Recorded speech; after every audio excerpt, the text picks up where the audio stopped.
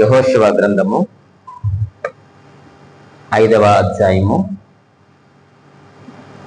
యెహోషువ గ్రంథము 5వ అధ్యాయము 13 నుండి 15 వచనములు చదువుకుందామండి. ఇలాగూ రాయబడి ఉంది. యెహోషువ యెరికో ప్రాంతమునున్నప్పుడు అతడు కన్నులెత్తి చూడగా దూసిన కత్తి చేత పట్టుకొని ఉన్న ఒకడు అతని ఎదుట నిలిచి ఉండెను. యెహోషువ అతని యొద్దకు వెళ్ళి, నీవు మా పక్షముగా నున్నవాడవా, మా విరోధుల పక్షముగా నున్నవాడవా అని అడుగగా అతడు, కాదు, యెహోవా సేనాధిపతిగా నేను వచ్చి ఉన్నానెను. యెహోషువ నేల మట్టుకు సాగిలపడి నమస్కారము చేసి, నా ఏలినవాడు తన దాసునికి సెలవిచ్చినదేమని అడిగెను. అందుకు యెహోవా సేనాధిపతి, నీవు నిలిచియున్న ఈ స్థలము పరిశుద్ధమైనది, నీ పాదరక్షలను తీసివేయమని యెహోషువతో చెప్పగా యెహోషువ అలాగూ చేసెను. ప్రభునందు ప్రియమైన దేవుని సంగమా, ఈ చదవబడిన వాక్య భాగము మనకు ఎంతో పరిచయమైనటువంటి వాక్య భాగమే. ఈ వాక్యమును మనము ఆధారం చేసుకొని కొన్ని విషయాలు మనము ధ్యానం చేద్దాం. యెహోషువ చాలా గొప్ప నాయకుడు, చాలా శక్తి కలిగినటువంటి నాయకుడు. అంత మాత్రమే కాదు, విధేయత వినయము కలిగినటువంటి నాయకుడిగా యెహోషువ మనకు కనిపిస్తూ ఉన్నారు.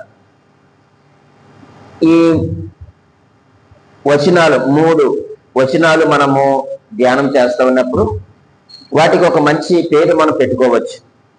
ఏంటంటే, యెహోషువ ప్రార్థన చేస్తూ ఉన్నాడు. ఈ ప్రార్థనకు మనం ఏ పేరు పెట్టుకోవచ్చు అంటే, దేవుని చిత్తమును తెలుసుకునే ప్రార్థన. దేవుని చిత్తమును తెలుసుకునే ప్రార్థన, లేక విచారణ చేయు ప్రార్థన. దేవుని చిత్తమును తెలుసుకునే ప్రార్థన, ద ప్రేయర్ ఆఫ్ ఎంక్వైరీ. దేవుని చిత్తమును తెలుసుకున్నటువంటి ప్రార్థన. ఈరోజు మనము కూడా మనం ప్రార్థన చేసేటప్పుడు దేవుని యొక్క చిత్తమును మనము తెలుసుకోవలసిన వారిగా ఉన్నాం. మనము దేవుని దగ్గర విచారణ చేయవలసిన వారిగా ఉన్నాం. మనము చూసినట్లయితే 14వ వచనములో ఈ మాట రాయబడి ఉంటుంది. అతడు, కాదు, యెహోవా సేనాధిపతిగా నేను వచ్చి ఉన్నానెను. యెహోషువ నేల మట్టుకు సాగిలపడి నమస్కారము చేసి, చూడండి, నా ఏలినవాడు తన దాసునికి సెలవిచ్చినదేమని అడిగెను అని మనం చూస్తూ ఉన్నాం. అంటే దేవుని చిత్తమును తెలుసుకునేటువంటి ప్రార్థన ఎవరు చేస్తున్నారంటే యెహోషువ చేస్తున్నారు. ఈ యెహోషువ గ్రంథము 5వ అధ్యాయము 13, 14, 15 వచనాల్లో ఉన్న ఈ సారాంశం ఏమిటయ్యానంటే, దేవుని చిత్తమును తెలుసుకునే ప్రార్థన. ఈరోజు మనము కూడా దేవుని చిత్తాన్ని తెలుసుకోవాలి. ఎందుకు యెహోషువ దేవుని యొక్క చిత్తాన్ని తెలుసుకోవాల్సిన పరిస్థితి వచ్చింది అని అంటే, వారు వాగ్దాన దేశంలోనికి ప్రవేశం చేశారు. యోర్దాను దాటి వారు వాగ్దాన దేశంలోనికి వారు ప్రవేశించారు. ప్రవేశించగానే వారికి ఎదురుపడినటువంటి పట్టణం ఏమిటయ్యానంటే యెరికో పట్టణం వారికి ఎదురుపడింది. ఇప్పుడు వారు ఏం చేయాలి అనంటే, యెరికోను జయిస్తేనే గాని, యెరికో యొక్క ప్రాకారములు వారు పడగొడితేనే గాని వారు వాగ్దాన దేశంలోనికి వారు ప్రవేశించలేరు. సో కాబట్టి ఇప్పుడు వారు ఏమి చేయాలి అనంటే, కంపల్సరిగా ఆ యొక్క యెరికో గోడలను వారు పడగొట్టాలి.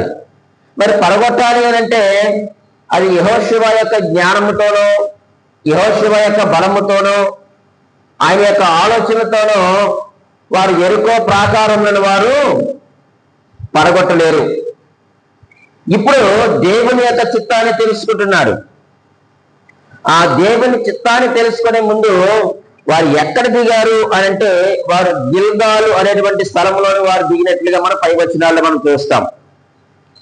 గిల్గాలు అనేటువంటి స్థలంలో వారు వచ్చారు. వారు ప్రయాణం చేసి ఐగుప్తు నుంచి ఆ గిల్గాలు అనేటువంటి ఆ యొక్క ప్రదేశంలో వారు ఉన్నారు. ఎందుకు అక్కడ వారు ఉండవలసి వచ్చింది అనంటే, ఐగుప్తులో నుంచి వారు బయలుదేరి వచ్చిన తర్వాత కొంతమంది అరణ్యములో చనిపోయారు. తర్వాత కొంతమంది అదే అరణ్యములో పుట్టిన వారు ఉన్నారు. అయితే వారికి ఏమి లేదయ్యారంటే, వారికి సున్నతి చేయబడలేదు. వారికి సున్నతి చేయబడలేదు కాబట్టి ఆ యొక్క గిల్గాలు ప్రాంతంలో వారందరికీ కూడా సున్నతి చేయబడింది.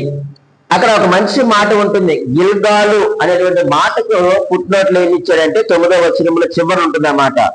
గిల్గాలు అనేటువంటి మాటకు దొరలించిన, ఏమి దొరలించారు అనంటే, ఐగుప్తు అవమానమును దేవుడు ఏం చేశారయ్యారంటే వారు మీద నుంచి ఇంకా దొరలించేసినట్లుగా మనము ఆ 9వ వచనంలో చూస్తాం. అప్పుడు యెహోవా, నేడు నేను ఐగుప్తు అవమానము మీ మీద నుండకుండా, చెప్పండి, దొరలించి వేసి ఉన్నానని యెహోషువతో చెప్పాడు. కాబట్టి ఆ స్థలానికి గిల్గాలు అని పేరు పెట్టాడు.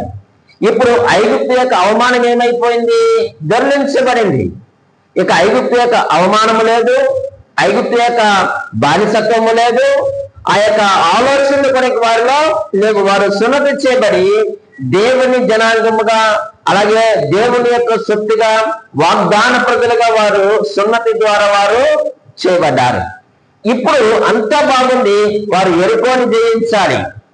ఆ మైదాన ప్రాంతంలో అర్ధరాత్రి వేళ యెహోషువ ఏం చేస్తున్నాడు అయ్యానంటే, ప్రియమైన వాళ్ళరా, అలా తిరుగుతూ ఉన్నాడు. యెహోషువ ఏం చేస్తా ఉన్నాడు? ఆ ప్రాంతంలో తిరుగుతూ ఒంటరిగా ఉన్నాడు. ఎప్పుడు కూడా సైన్యాధిపతి ఒంటరిగా రాడండి. కానీ యెహోషువ ఒంటరిగా వచ్చినట్లుగా మనం చూస్తూ ఉన్నాం. ఒంటరిగా వచ్చినప్పుడు ఆయనకు ఒక వ్యక్తి ఎదురైనట్లుగా మనం చూస్తూ ఉన్నాం కదండి. చూడండి 13వ వచనములో, యెహోషువ యెరికో ప్రాంతములో ఉన్నప్పుడు అతను కన్నులెత్తి చూడగా దూసిన కత్తి చేత పట్టుకొని ఉన్న ఒకడు అతని ఎదుట నిలవబడేను అనే మాట మనం చూస్తూ ఉన్నాం. ఈయన ఎవరయ్యానంటే, ఎవరటీనా చెప్పండి? అది యెహోవా సేనాధిపతి ఆయన. ఈయనెవరు? ఇశ్రాయేలీయుల సేనాపతి. చూడండి, ఆయన యెహోవా యొక్క సేనాధిపతి అయితే యెహోషువ ఎవరట? ఇశ్రాయేలీయుల యొక్క సేనాధిపతి. ఇద్దరు సేనాధిపతులు కలిసినటువంటి స్థలముగా అక్కడ మనకు కనిపిస్తా ఉంది. ఎప్పుడైతే కనిపించినాడో ప్రియమైన వాళ్ళరా, యెహోషువ భయపడలేదు. మనం పరిశుద్ధ గ్రంథంలో చూసినప్పుడు చాలా మంది దేవుని యొక్క దూతలను ప్రత్యక్షత చూసినప్పుడు వారు సొమ్మసిల్లి పడిపోయినట్లుగా మనం చూస్తాం. ప్రకటన గ్రంథంలో యోహాను కావచ్చు, దానియేలు కావచ్చు కదండి. ఇలా మనం చూసినప్పుడు వారు ఎప్పుడైతే ఆ యొక్క దేవుని యొక్క దూతల ప్రత్యక్షతను చూశారో వారు సొమ్మసిల్లి పడిపోయినట్లుగా, చచ్చిన వారిగా పడిపోయినట్లుగా మనం చూస్తాం.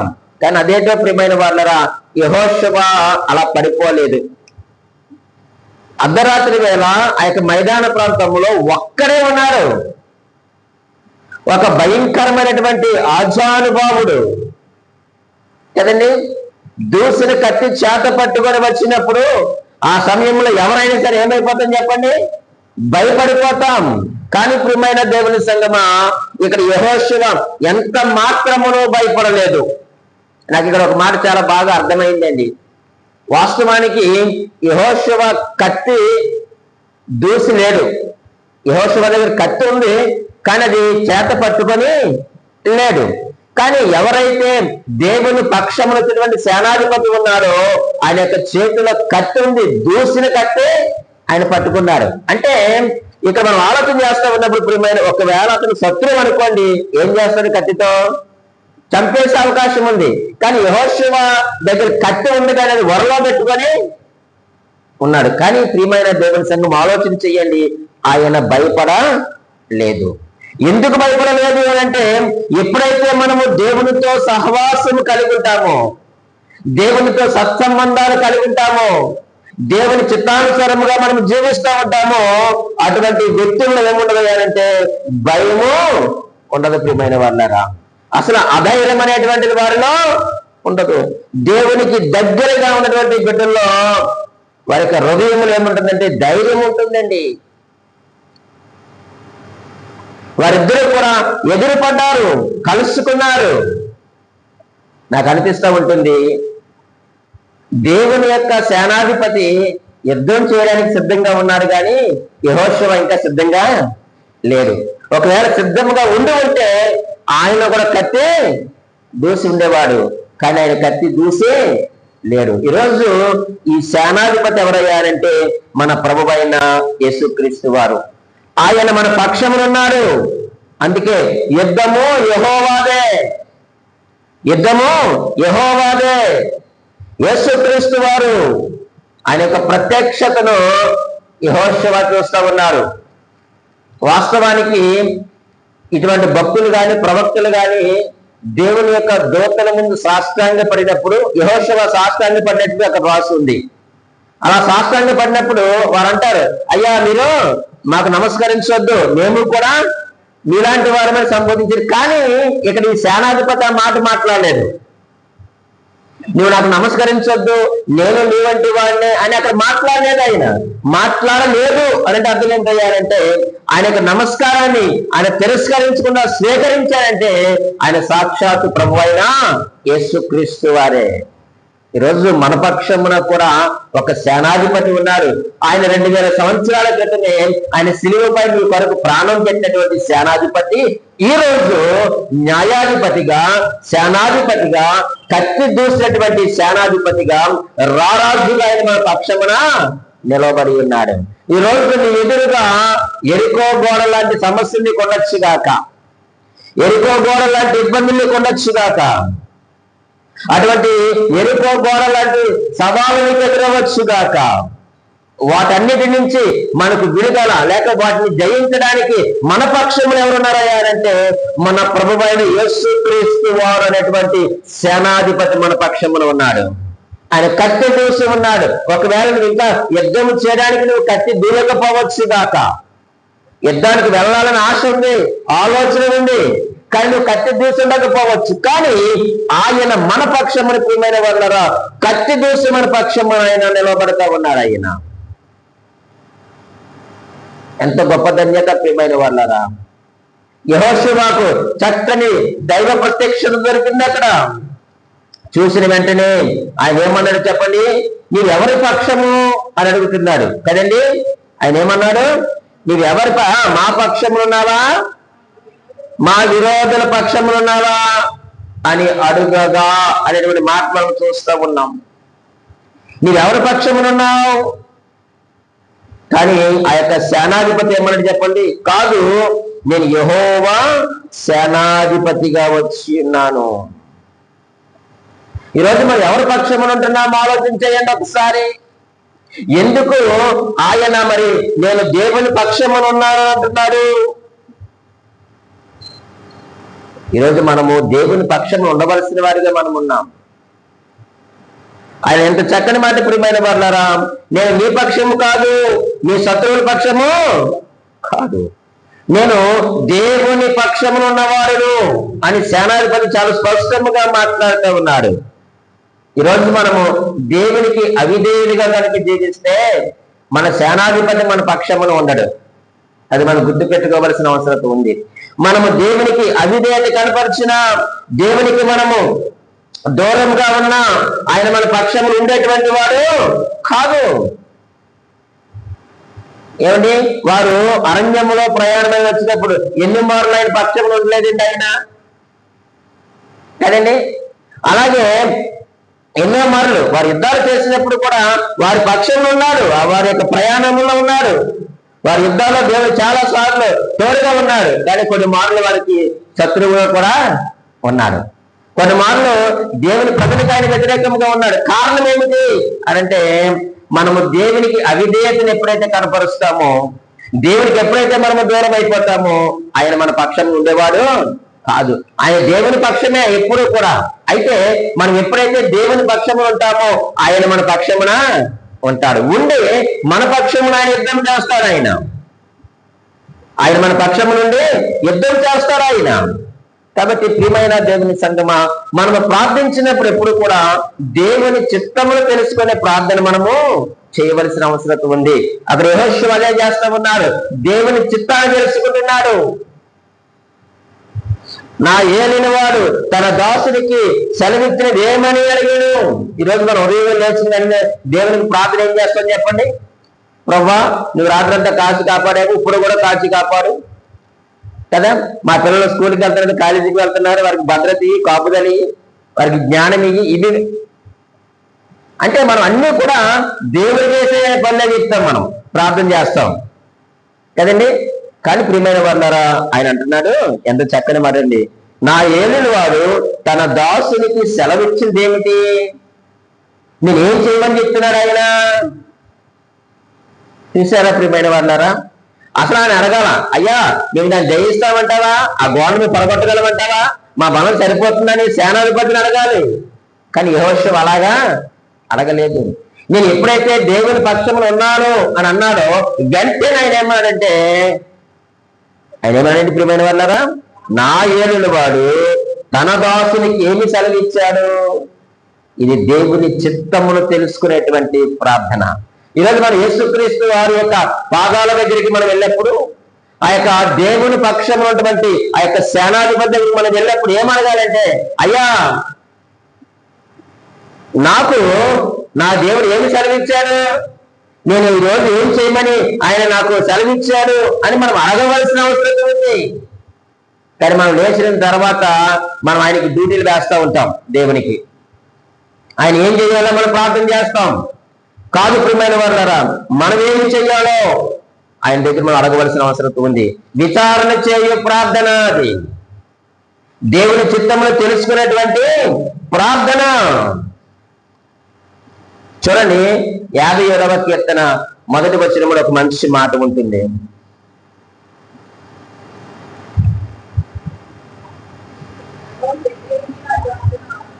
దేవా చెవియొగ్గి,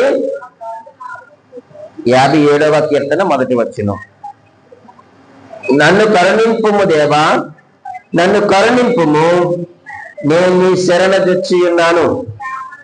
ఈ ఆపదలు తొలగిపోవు వరకు నీ రెక్కల నీడను శరణజొచ్చి ఉన్నాను. 2వ వచనంలో అంటున్నారు చూడండి, మహోన్నతుడైన దేవునికి, నా కార్యము సఫలము చేయ దేవునికి నేను మొర్ర పెట్టుచున్నాను అంటున్నాడు. నిజమే, నన్ను కరుణించుము దేవా, నన్ను కరుణింపుము, నేను శరణజొచ్చి ఉన్నాను. ఈ ఆపదలు తొలగిపో వరకు నా చుట్టూ ఎన్నో ఆపదలు ఉన్నాయి, ఎన్నో సమస్యలు ఉన్నాయి, ఎన్నో ఇరుకులు ఉన్నాయి, ఎన్నో ఇబ్బందులు ఉన్నాయి. ఇవన్నీ తొలగిపో వరకు నీ నీడను, నీ రెక్కల నీడను శరణుదొచ్చి ఉన్నాను. మహోన్నతుడైన దేవునికి, అనగా నా కార్యము సఫలము చేయి దేవునికి నేను ఏం చేస్తున్నాను, నేను మొర్ర పెడతా ఉన్నాను అంటున్నాడు. నిజమే ప్రియమైన దేవుని సంగమా, మన కార్యములు సఫలము చేయి దేవునికి మనము మొర్ర పెట్టాలి. ఆయన యొక్క మనం విచారణ చేయాలి. ఆయనకి చిత్తం ఏమిటో మనము తెలుసుకోవలసినటువంటి అవసరం ఉంది. యెహోషువ అదే ప్రార్థన చేస్తా ఉన్నాడు. ఇద్దరు సైన్యాధిపతులు కలిసినటువంటి ఆ స్థలములో ఆయన అంటున్నాడు, అయ్యా నా ఏలిన వాడు తన దాసునికి సెలవిచ్చింది ఏమిటో నాకు తెలియచేయి అన్నాడు. అంత మాత్రమే కాదు ప్రియమైన వాళ్ళారా, ఆయన ఏం చేశాడట? 14వ వచనములో, అతడు కాదు, యెహోవా సేనాధిపతిగా నేను వచ్చి ఉన్నా. నేను యెహోషువ నేల మట్టుకు సాగిలపడి అంటున్నాడు. నేనేమి చెయ్యాలి అని అడుగుతున్నాడు. నేనేమి చెయ్యాలి? నా ఏలిన వాడు తన దాసుడికి ఏమి సెలవిచ్చాడు? పౌలు గారు జీవితాన్ని కూడా మార్చిన ప్రార్థన మనం చూస్తాం. అపోస్తలుల కార్యములు 22వ అధ్యాయము 10వ వచనములో మనం చూస్తే, అపోస్తుల కార్యముల గ్రంథము 22వ అధ్యాయము 10వ వచనములో అప్పుడు నేను ప్రభువా, చూడండి, నేనేమి చేయవలను అని అడుగుదా. చాలండి. ఆయన అంటున్నాడు, ప్రభువా నేనేమి చెయ్యాలి, ప్రభువా నీవెవరివి, ప్రభువా నేనేమి చెయ్యాలి. నీవెప్పుడైతే దేవుని దగ్గర మనకి హృదయాన్ని పగిలిపోతాయో, దేవుని మీద ఎప్పుడైతే మనం సాష్టాంగ పడతామో, మనం ఏమంటామంటే ప్రియమైన వాళ్ళారా, ప్రభువా నేనేమి చెయ్యాలి, నీ చిత్తం ఏమిటి ప్రభువా అని మనము దేవుణ్ణి అడుగుతాం. జీవితంలో గొప్ప ప్రార్థన ఏమిటో తెలుసా ప్రియమైన వాళ్ళారా, ప్రభువా నేనేమి చెయ్యాలి. ఈరోజు ఈ ప్రార్థన మనకు రావాలి, ప్రభువా నేనేమి చెయ్యాలి. ఈరోజు మనకి ఆ ప్రార్థన రావడం లేదు. మనము దేవునికి డ్యూటీలు వేసే ప్రార్థన చేస్తున్నాం. నన్ను కాపాడు, నన్ను భద్రపరచు, నాకు తోడుగా ఉండు, నాకు ఇది అది అలాగ ఇలాగ రకరకాలుగా. అది తప్పండం లేదు. కానీ మొదట మనం చేయవలసిన ప్రార్థన ఏమిటయ్యానంటే, ప్రభువా నేనేమి చేయాలి, నన్ను ప్రేమించి నన్ను సంరక్షించి సమాధిలో ఉంచి నా ప్రాణమును విమోచించి ఈ నూతనమైన దినము నాకు అనుగ్రహించావు కదా, ఈ రోజు నేను ఏమి చేయాలి, నీ చిత్తం ఏమిటి ప్రభువా అని మొదట మనము దేవుని దగ్గర విచారణ చేయగలిగినప్పుడు ఖచ్చితంగా తర్వాత అన్ని కార్యాలు దేవుడు మన పక్షమున చేస్తారు. ఇక్కడ యెహోషువ కూడా అదే చేస్తూ ఉన్నాడు. అప్పుడు ఏమన్నాడండి ఆయన, ఏమన్నాడు 15వ వచనంలో, అందుకు యెహోవా సేనాధిపతి నీవు నిలిచి ఉన్న ఈ స్థలము పరిశుద్ధమైనది, నీ పాదరక్షలను తీసివేయమని యెహోషువతో చెప్పగా యెహోషువ అలాగూ చేసెను. నీ చెప్పులు విడువుము అన్నారు. చూడండి, ఎగ్జాక్ట్లీ మోషే గారికి ఏదైతే చెప్పాడో, మోషే గారికి ఏ సంగతిని అయితే చెప్పాడో యెహోషువకు కూడా అదే సంగతిని చెప్పాడు. ఎందుకంటే చాలా చోట్ల దేవదూతలు ప్రవక్తలు కలిసినప్పుడు నీ చెప్పులు తీసే అని ఎక్కడ కూడా చెప్పలేదు. మరి ఇక్కడ ఎవరున్నారంటే ఆ యేసుక్రీస్తు వారే సాక్షాత్ మనకు కనబడుతున్నారు. కాబట్టి ఆ రోజు పొదలో కూడా మోషేతో అదే అన్నాడు దేవుడు, నీ చెప్పులు విప్పాయి, ఇది పరిశుద్ధమైన స్థలం. ఇక్కడ కూడా యెహోషువతో అంటున్నాడు, ఇది పరిశుద్ధమైన స్థలం, నీ చెప్పులు విప్పాయి, నీ చెప్పులు విప్పాయి అని ఎంత చక్కగా మంచి విషయాన్ని తెలియజేస్తూ ఉన్నారు ప్రియమైన వాళ్ళరా. ఇది పరిశుద్ధమైన స్థలం. నీకు చూడ సేనాధిపతి ఇచ్చిన మొట్టమొదటి ఆజ్ఞ ఏమిటంటే నీ చెప్పులు తీసివేయము. ఇది ఆజ్ఞ. ఎందుకు చెప్పులు తీసివేయాలి అనంటే, చెప్పులు దేనికి సాదృశ్యమయ్యా అనంటే లోకములోని మురికికి భూమికి అది సాదృశ్యంగా కనిపిస్తా ఉంది, లోకానికి సాదృశ్యంగా కనిపిస్తా ఉంది. అందులో మురికి ఉంటుంది, దుమ్మును మోసుకొని వస్తుంది. దేవుని సన్నిధి పరిశుద్ధమైనది, దేవుని సన్నిధి పరిశుద్ధమైనది కాబట్టి దేవుని సన్నిధిలో మురికికి స్థలము లేదు. దేవుని సన్నిధికి వచ్చేటప్పుడు లోక సంబంధమైనటువంటి మలినాన్ని మనం ఏం చేయాలంటే విడిచిపెట్టాలి. దేవుని దగ్గరికి వచ్చేటప్పుడు లోక సంబంధమైనటువంటి పాపపు ఆలోచన విడిచిపెట్టాలి. దేవుని మందిరానికి వచ్చేటప్పుడు లేక దేవుని సంబంధిగా మనం ఉన్నప్పుడు ప్రియమైన వాళ్ళరా ఏం చేయాలంటే మన యొక్క సొంత ప్రయత్నాలను విడిచిపెట్టాలి.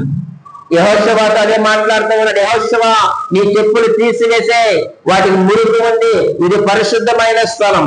ఈ రోజు మనము కూడా దేవుని సన్నిధికి వచ్చినప్పుడు, దేవుని సన్నిధిలో ప్రార్థన చేస్తా ఉన్నప్పుడు అది చాలా పరిశుద్ధమైనటువంటి స్థలం అని మనం ఎరిగి, లేక ఆయన పరిశుద్ధులని మనం ఎరిగి ప్రియమైన వాళ్ళారా మనం ఏమి చేయాలయ్యాలంటే లోక సంబంధమైన వాటన్నిటిని కూడా మనము విడిచిపెట్టాలి. లోకానుసారమైన వాటన్నిటిని మనం విడిచిపెట్టి ఆయన సన్నిధితో మనం రావాలి. దేవునితో మనము కలిసి నడవాలి అనంటే, దేవునితో మనము సహవాసం కలిగి ఉండాలి అనంటే తప్పకుండా పరిశుద్ధత అనేటువంటిది చాలా ప్రాముఖ్యమైనది. పరిశుద్ధత లేకుండా మనము దేవునికి ఇష్టలుగా ఉండలేము. పరిశుద్ధత లేకుండా దేవుడితో మనము సహవాసము చేయలేము. పరిశుద్ధత లేకుండా దేవుడితో మనము నడవలేము. పరిశుద్ధత లేకపోతే మన విజయాలు మనము పొందుకోలేము. ఇక అదే చాలా స్పష్టంగా మాట్లాడుతూ ఉన్నారు, అయ్యా నీ చెప్పులు తీసివేసాయి.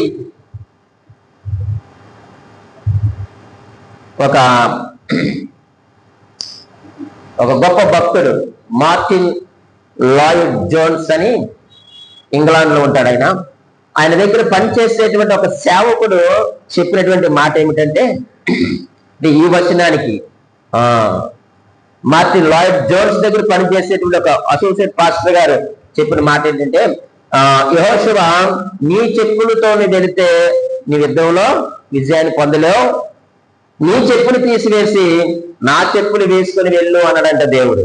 అలా వర్ణించాడు ఆయన. నీ చెప్పులు తీసివేసే, నీ చెప్పులతో వెళితే నువ్వు యుద్ధాన్ని జయించలేవు, కానీ నా చెప్పులు వేసుకొని వెళ్ళు. ఆయన చెప్పులు వేసుకోవడం అంటే ఆయన మనతో వచ్చినట్టే కదండి, అంతే కదండి. ఆయన చెప్పులు వేసుకోవడం అంటే ఆయన మనతో వచ్చినట్లే.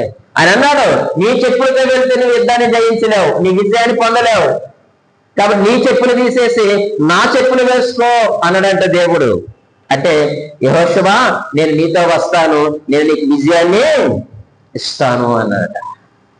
నిజమే ప్రియమైన వాళ్ళరా, ఈరోజు మనము లోక సంబంధమైన వాటిని మనం విడిచిపెట్టకుండా ఏ విషయంలో కూడా మన విజయాన్ని మనము పొందలేము, అది గుర్తుపెట్టుకోవాలి.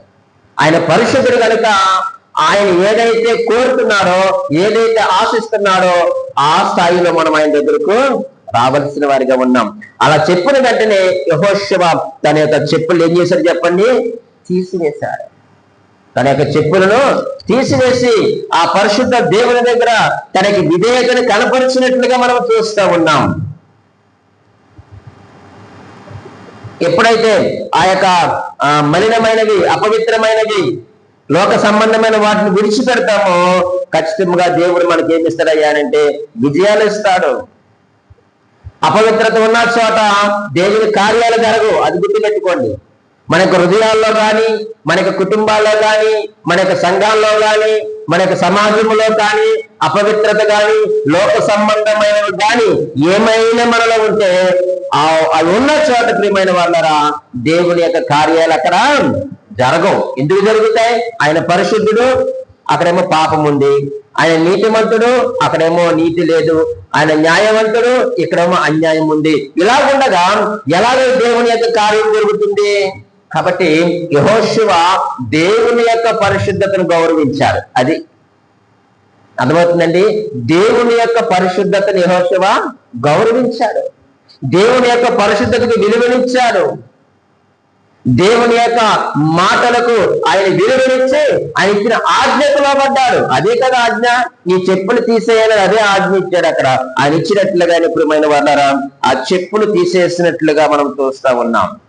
ఈరోజు మనము కూడా దేవుని యొక్క పరిశుద్ధతను మనం గౌరవించాలి, దేవుని యొక్క ఆజ్ఞలు మనము గౌరవించాలి. ఆయన చెప్పింది మనం చేసినప్పుడు ఖచ్చితంగా ప్రియమైన వాళ్ళారా మనం ఏం చేస్తామయ్యానంటే విజయాన్ని మనము పొందుకుంటాము. అయితే ఇవన్నీ జరిగిన తర్వాత 6వ అధ్యాయంలో మనం చూస్తే వారు యెరికోను వారు జయించినట్లుగా మనం చూస్తాం కదండి. వారు యెరికోను ఏం చేశారు? జయించారు. యెరికోను జయించడానికి ఒక 3 విషయాలు చాలా స్పష్టంగా అక్కడ మనకు కనిపిస్తూ ఉంటాయి. ఏమిటి అనంటే మొదటి 6వ అధ్యాయము మొదటి 12 వచనాల్లో కొన్ని విషయాలు అక్కడ ఉంటాయి. లేకపోతే 19వ వచనం వరకు మనం చూస్తే అక్కడ కొన్ని విషయాలు మనకు ఉంటాయి. ఒక 3 విషయాలు మీకు జ్ఞాపకం చేస్తాను. వారు యెరికోను జయించడానికి 3 కారణాలు. మొదటి కారణం ఏమిటో చెప్పమంటారా? వారు మందసాన్ని మోస్తున్నారు. మొదటిది వారు మందసాన్ని మోస్తున్నారు. ఎవరు మోయాలి మందసాన్ని? యాజకులు మోయాలి. మందసాన్ని ఎవరు మోయాలి? యాజకులు మందసాన్ని మోయాలి. అలాగే వారు యెరికో చుట్టూ వారు ప్రతిరోజు తిరగాలి. తిరుగుతూ ఏం చేయాలి? బూరలు ఊదాలి కదండి, బూరలు ఊదాలి. 3వదిగా 7వ రోజు 7 మారులు వారు తిరగాలి. అప్పుడు ఏం చేయాలంటే కేకలు వేయాలి.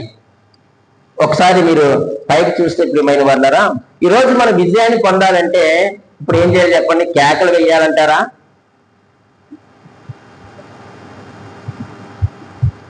నీవు నేను విజయాన్ని పొందాలి అంటే ప్రియమైన వాళ్ళరా దేవుని యొక్క వాక్యాన్ని మనం మోయాలి. మొదట ప్రతిరోజు వారు ఏమి కేకలు వేయలేదండి. కేకలు వేశారా? కేకలు వేయలేదు. ఎప్పుడు వారు కేకలు వేశారు? 7వ రోజు, లాస్ట్ రోజు వాళ్ళు ఏం చేశారని ఉంది, కేకలు వేశారని మనము 16వ వచనంలో మనము చూడగలుగుతాం. లాస్ట్ రోజు 7వ రోజు 7 మార్లు తిరిగి అప్పుడు యెహోషువ చెప్పినప్పుడు వారు ఏం చేశారట, కేకలు వేసినట్లుగా మనం చూస్తా ఉన్నాం. ఈ రోజు మనం కేకలు వేస్తాం. ఈ రోజు నా భర్త నా మాట వింటాలేదండి, నా భార్య నా మాట వింటాలేదండి, నా పిల్లలు నా మాట వింటాలేదండి, నువ్వు కేకలు వేస్తున్నావు. మనం వేయవలసింది కేకలు కాదు. అక్కడ మోయాలి మందసాన్ని యాజకులు మోసారు. వాళ్ళు తిరుగుతా ఉన్నప్పుడు మందసాన్ని ఎవరు మోసారట? యాజకులు మోసినట్లుగా మనం చూస్తూ ఉంటాం. ప్రియమైన వాళ్ళారా, మనము 6వ వచనం నుంచి కిందకు చూస్తే ఆ 11వ వచనం వరకు అక్కడ యాజకులు మందసాన్ని మోస్తున్నట్లుగా మనం చూస్తూ ఉన్నాం. ఈ రోజు మనము కూడా మన విజయాలు మనం పొందుకోవాలి అనంటే మనం ఏం చేయాలి అనంటే మనము కూడా దేవుని యొక్క వాక్యాన్ని ప్రతిరోజు మోయాలి. మన వాక్యాన్ని మోయడం మానేసాం. ఏం చేస్తాం? కేకలు వేస్తున్నాం. కేకలకు అలవాటు పడిపోయాం మనం. కానీ నువ్వు చేయవలసిన మొదటి పని ఏమిటంటే నువ్వు దేవుని వాక్యాన్ని నువ్వు ప్రతిరోజు మోయాలి. యాజకులు మోసారు ప్రతిరోజు. 7 రోజులు కూడా వారు మందసాన్ని మోసారు. 7వ రోజు 7 మార్లు కూడా వారు మందసాన్ని మోసినట్లుగా మనం చూస్తా ఉన్నాం. అంత మాత్రమే కాదు ప్రియమైన వాళ్ళరా, తర్వాత వాళ్ళు ఏం చేస్తా ఉన్నారట? బోరలు ఊదుతా ఉన్నారట. ప్రతిరోజు వారు బోర్లు ఊదుతా ఉన్నారు. ఈ బోర్లు దేనికి సాదృశ్యమయ్యారంటే దేవుని సన్నిధిలో ప్రార్థనకు సాదృశ్యంగా కనిపిస్తా ఉంది. అసలు బోర్లు ఎందుకు ఊదాలి అంటే ఒక భక్తుడు ఒక మంచి వివరణ ఇచ్చాడు. చాలా జాగ్రత్తగా వినండి. బోర్లు ఎందుకు ఊదాలి అనంటే ఒక భక్తుడు ఇచ్చేటువంటి వివరణ ఏంటంటే ఆదికాండము 22వ అధ్యాయం మనకు తెలుసు. ఏమిటి అనంటే అబ్రహాము తన కుమారుడైన ఇస్సాకును బలి ఇవ్వడానికి మోరియా పర్వతం మీదకి వెళ్ళాడు. కానీ బలిచ్చే సమయంలో దేవుని దూత వచ్చి మాట్లాడి అక్కడ బలిని విరమించి పొట్టేళ్ళనిచ్చి పొట్టేళ్ళని బలి అర్పించాడు. అంతవరకు మనకు తెలుసు. ఎందుకు మనము బోర్లు ఊదాలి అంటే ఆ రోజు బలి అయిపోయిన తర్వాత దేవుడు అబ్రహాము గారితో మాట్లాడుతున్నాడట. ప్రవ్వా నీ చెప్పిన మాట నేను విన్నాను. నువ్వు అడిగావని నా కుమారుణ్ణి నీకు బలి ఇవ్వడానికి నేను సిద్ధపడి వచ్చాను. మరి నీ కొరకు నేను ఇంత చేశాను కదా, నా కొరకు నా ప్రజల కొరకు నువ్వు ఏం చేస్తావని అడిగాడంట. అప్పుడు దేవుడు యెహోవా అన్నాడంట, సరే అబ్రహాము, నా కొరకు నువ్వు ఇంత చేస్తావు కాబట్టి నీ కొరకు నీ ప్రజల కొరకు నేను ఒకటి చేస్తాను. ఇదిగో ఆ బలిగా అర్పించినటువంటి పొట్టేలు కొమ్ముని చూసావు, ఆ కొమ్ము తీసుకొని నువ్వు బోర ఊదినప్పుడు నేను నీతో చేసిన నిబంధన నేను జ్ఞాపకం చేసుకుంటానంట. దేవునికి మహిమ కలుగును గాక. ఆ భక్తులు ఇలా రాసుకొచ్చారు. నిజమే, ఇక్కడ వాళ్ళు ఏం చేస్తున్నారంటే బోరలు ఊడుతా ఉన్నారు. ఇప్పుడు దేవునికి ఏం జ్ఞాపకం వచ్చింది?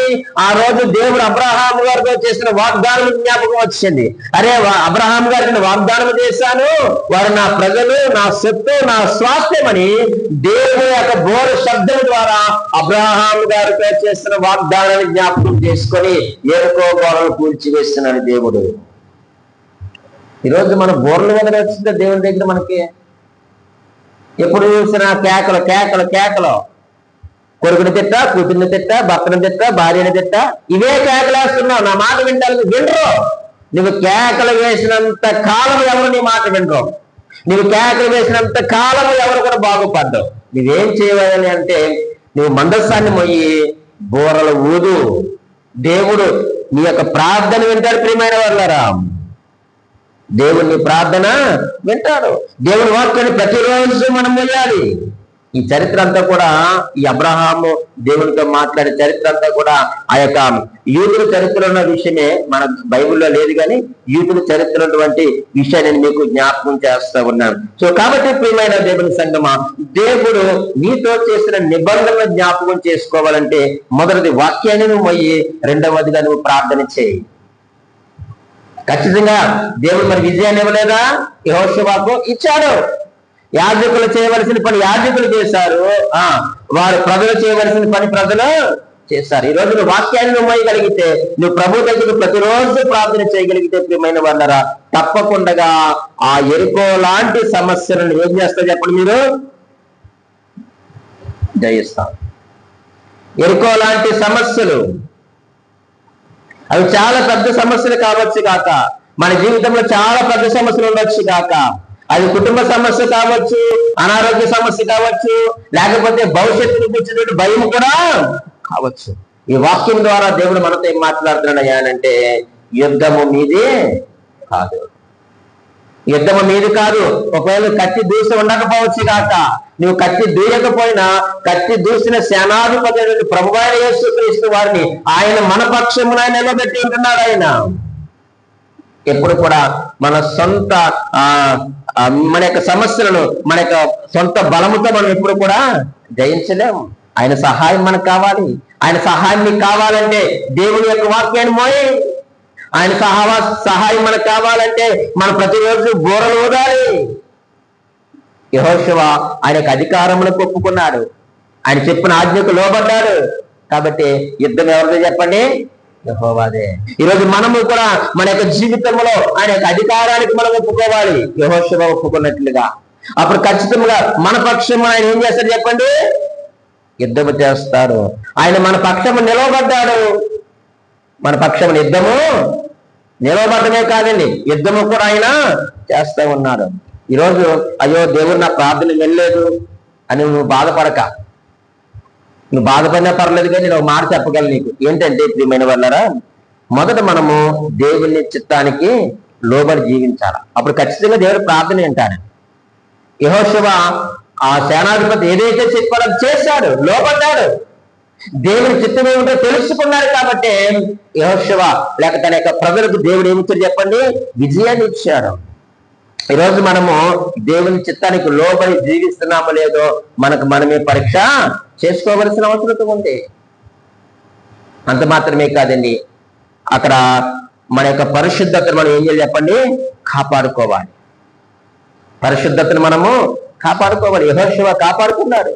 తద్వారా తన ప్రజలకు విజయాన్ని తెచ్చాడు. ఈరోజు ఒక తండ్రిగా మన యొక్క పరిశుద్ధతను మనం కాపాడుకోవాలి. మన యొక్క హృదయం ఉన్నటువంటి లోకం అనేటువంటి చెప్పులు మనం తీసివేయాలి.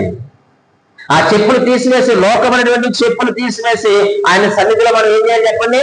మోకరించాలి. యెహోషువ సాష్టాంగ పడినట్లుగా మనం చూస్తా ఉన్నాం ఆయన దగ్గర. ఈరోజు మనం లోకమంతా మన హృదయంలోనే ఉంటుంది. లోకాన్ని మనం ధరించుకొని వస్తున్నాం. ఆయన దగ్గర ఎక్కడ మోకరించగలుగుతున్నాం మనం? నువ్వు విడిచిపెట్టు, ఆయన యొక్క పరిశుద్ధతను గౌరవించు, ఆయన ఆజ్ఞకు లోబడు. ఎప్పుడైతే యెహోషువ ఆయన యొక్క పాదాల దగ్గర సాష్టాంగ పడ్డారో, ఎప్పుడైతే యెహోషువ ఆయన ఎదుటి పాదాల చెంత మోకరిందారో, ఎరుకో గోడలు కూలిపోయాయి. ఈరోజు ప్రియమైన దేవుని సంగమా, సహోదరి సహోదరుడా, నీ జీవితంలో నీ కుటుంబంలో ఉన్నటువంటి ఎరుకో గోడలు ఏవైనా కావచ్చు, అవి ఎంత పెద్దవైనా కావచ్చు, కానీ ఒక్కసారి నువ్వు ఆయన ఎదుటి మోకరించగలిగితే, ఆయన యొక్క పరిశుద్ధత దగ్గర మనము మోకరించగలిగితే, మన యొక్క పరిశుద్ధతను మనము కాపాడుకోగలిగితే, ఆయన ఎదుటి మనల్ని మనమే తగ్గించుకోగలిగితే, ప్రియమైన వాళ్ళారా, మన ముందున్నటువంటి అసాధ్యమైనటువంటి ప్రతి గోడను కూడా చెప్పండి ఆయన ఏం చేస్తాడు? కూర్చివేసి గొప్ప విజయాన్ని దేవుడు మనకు అనుగ్రహిస్తాడు. దేవుడు